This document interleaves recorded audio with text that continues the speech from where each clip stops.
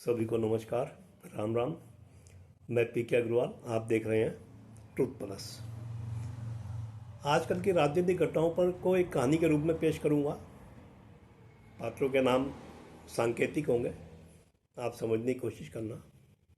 कहानी की शुरुआत करते हैं भारत की सबसे पुरानी राजनीतिक पार्टी से। आप सब जानते हैं ये पार्टी विदेशियों द्वारा स्थापित की गई थी। मेरा व्यक्तिगत रूप से मानना है, ये मेरा व्यक्तिगत मानना है, इसका सबूत मत मांगना, कि इसका 100% शेयर होल्डिंग आज भी उन्हीं के पास है। भारत में इस पार्टी को कौन चलाएगा, कौन नियंत्रण रखेगा, ये भी वही तय करते हैं। आपने देखा होगा आज़ादी के बाद से भारत में इस पार्टी पर एक ही परिवार का शासन रहा है, का नियंत्रण रहा है। उत्तराधिकारी आते गए, पार्टी अगला संभालता गया। पार्टी कई बार टूटी है, लेकिन मुख्य पार्टी वही रही है जो परिवार के नियंत्रण में रही। ये शायद मालिकों का आशीर्वाद रहा होगा। बीच में एक समय आया था जब राज परिवार से कोई राजनीति में नहीं था, तब एक महाशय अपने को पार्टी का मालिक समझ बैठे थे।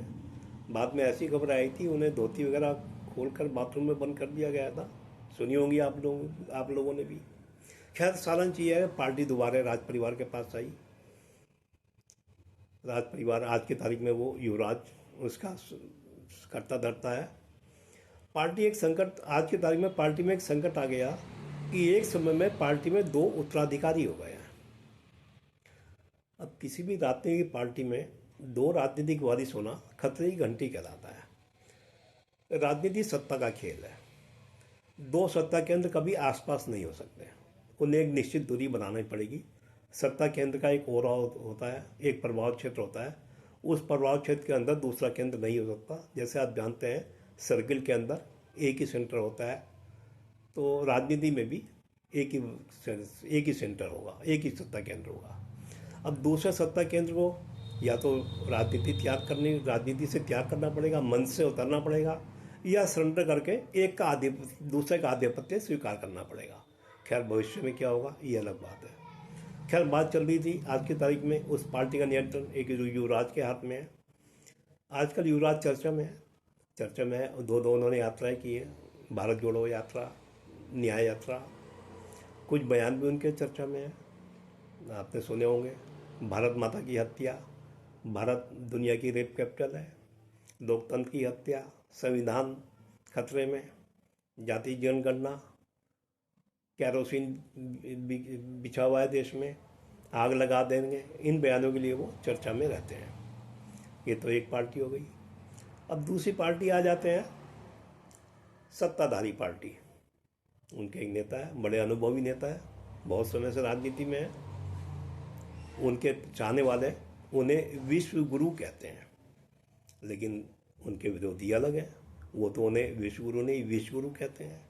अब विश्व गुरु क्यों कहते हैं, ये उनकी फ्रीडम ऑफ एक्सप्रेशन है, इनके संस्कार हैं, उनकी वेदना है, उनकी पीड़ा है, उनकी तड़प है, या उनके अंदर ही विश्व भरा हुआ है, ये तो आप तय करें। लेकिन खैर, हम तो सनातनी हैं, हम तो विश्व वसुधैव कुटुंबकम को मानने वाले हैं, विश्व का कल्याण मानने वाले हैं, वर्ल्ड वन फैमिली मानने वाले हैं। तो मैं तो उन्हें विश्व गुरु ही कहूँगा।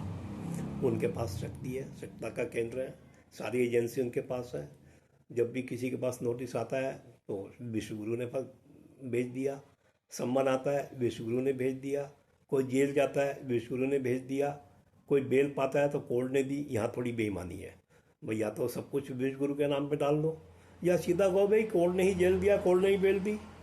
खैर, ये चल रहा है, कोई बात नहीं। अब एक पार्टी और आई है आंदोलन से, मिस्टर ईमानदार। आप जानते हैं जब सरकार के खिलाफ कोई आंदोलन होता है तो विपक्षी पार्टियां उसमें सहयोग करती हैं, करना भी चाहिए। वह सत्ता में सब सत्ता की राजनीति करते हैं। खैर, वो पार्टी सत्ता में आई। मेरा व्यक्तिगत मानना है कि उस मिस्टर ईमानदार को राजनीति में लाने का श्रेय, राजनीति में लाने का मतलब पीछे से अंदर खाने से हाथ मिस्टर विश्वकुमार का भी लगता है। मिस्टर ईमानदार, आप जानते हैं, वैसे तो सब नेता अपने को ईमानदार कहते हैं, देशभक्त कहते हैं। इन्होंने थोड़ा लेबल बदल दिया। इन्होंने अपने को कट्टर कहा, कट्टर ईमानदार, कट्टर देशभक्त। वैसे उन्होंने इसके अलावा अपने को अनार्किस्ट यानी अराजकतावादी भी कहा, स्वीट टेररिस्ट आतंकवादी भी कहा। अब आपने क्या मानना है ये आप तय करें। तो मेरा मतलब है, जो मैं कह रहा था कि मुझे कभी कभी शक होता है इन्हें लाने में विश्व गुरु का हाथ है। इसका एक उदाहरण तो ये है कि इनका आंदोलन चला था युवराज की पार्टी की सरकार के खिलाफ, कोई बात नहीं, लेकिन जब चुनाव का समय आया तो चुनाव लड़ने गए ये विश्व गुरु के खिलाफ, हालांकि वो उस टाइम विश्व गुरु नहीं कहलाते थे। मेरा मानना है व्यक्तिगत रूप से, आप सबूत मत मांगना कि विश्व गुरु ने इनसे कहा होगा। विश्व गुरु बहुत तेज नेता है, उन्हें लगा होगा अपने खिलाफ एक नहीं एक से ज़्यादा प्रतिद्वंदी होने चाहिए ताकि वो आपस में थोड़ा भिड़ते रहें और मेरी सत्ता चलती रहे। ये सोचकर उन्होंने इन्हें आगे बढ़ाया होगा, किसी तरह बढ़ाया हो, प्रत्यक्ष रूप से अप्रत्यक्ष रूप से। खैर ये सत्ता में आ गए। अब ये सत्ता में तो आ गए, अब इन्हें लगा कि जब मैं चुनाव लड़ गया तो मैं युवराज को ही क्यों प्रतिस्पर्धा दूँ, मैं सीधा विश्व गुरु को ही क्यों ना प्रतिस्पर्धा दूँ। उन्होंने विश्व गुरु को प्रतिस्पर्धा देने के लिए विश्व गुरु के बारे में अनर्गल बोलना शुरू कर दिया। अपनी विधानसभा में बोला, सुरक्षित बाड़े में बैठकर कहानियाँ भी सुनाई, आंदोलन भी किए। उन आंदोलन को मैं अराजकवादी आंदोलन बोलूँगा। अराजकतावादी इसलिए बोलूँगा कि उन आंदोलन पर कभी सार्थक बहस नहीं हुई। सार्थक बहस जहाँ सारे पक्ष निकल कर आए, एक तरफा आंदोलन चलते रहे।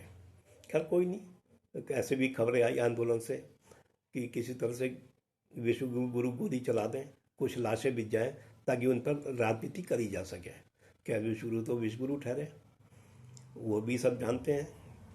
तो उन्होंने ऐसा कुछ नहीं किया जो इन्हें लाशों पर राजनीति करने का मौका मिले। सब कुछ ठीक चल रहा था, कोई बात नहीं, राजनीति है। चुनाव के समय में मिस्टर ईमानदार ने गलती कर दी। अब जैसे मैंने आपको बताया, मिस्टर ईमानदार, इन पर यही भी आरोप लगता है कि इन पे विदेशों से मदद मिलती है, विदेशों से पैसा मिलता है, विदेशों से सांठगांठ है। और इनकी गिरफ्तारी पर कुछ देशों की प्रतिक्रिया, जैसे जर्मनी, अमेरिका की प्रतिक्रिया से पता लगता है कि उनका हित इनके साथ हैं। उन्होंने युवराज की पार्टी के चंद अकाउंट सीज होने पर भी कमेंट किया है अमेरिका ने। इससे लगता है कि भारत के आंतरिक मामलों में हस्तक्षेप देने का मतलब है कि उनके हित इनसे जुड़े हुए हैं, ये तो प्रमाण मिलता है। अब इन्होंने क्या गलती करी मिस्टर ईमानदार ने, चुनाव के समय में एक बार फिर अराजकतावादी आंदोलन शुरू कर दिया। अब चुनाव के समय में आंदोलन का मतलब है ना तो सरकार कोई निर्णय ले सकती है, ना संसद का सत्र बुला सकती है, और वैसे भी राष्ट्रवादी सरकार, मेरा मानना है राष्ट्रवादी सरकार अपने देश के नागरिकों पर गोली नहीं चलाएगी, चलानी भी नहीं चाहिए। कोई ये तो कोई नाजी और फाजीवादी सरकार तो चला देगी, राष्ट्रवादी सरकार नहीं चलाएगी। खैर विश्व गुरु तो विश्व गुरु है, सारी सोचतें उनके पास होती हैं। आखिर में उन्हें लगा भाई तुम मेरे हाथ से कुछ लोगों को मरवाना चाहते हो, अपनी लाशों की राजनीति के लिए मेरी बलि लेना चाहते हो, तो मैं तुम्हारी बलि क्यों ना ले लूं। इस तरह विश्व गुरु ने एक घोटाले का, जो घोटाला जांच होगी, कोर्ट का क्या फैसला आएगा ये बात की बात है, एक घोटाले के नाम पर मिस्टर ईमानदार को जेल में डाल दिया। अब आगे क्या होगा, अगर कोई कहानी बनी आपको फिर सुनाएंगे। तो ये कहानी यहीं समाप्त होती है। आपको कैसी लगी, अच्छी लगे तो लाइक करें, शेयर करें, सब्सक्राइब करें। फिर मिलते हैं अगले वीडियो में। धन्यवाद।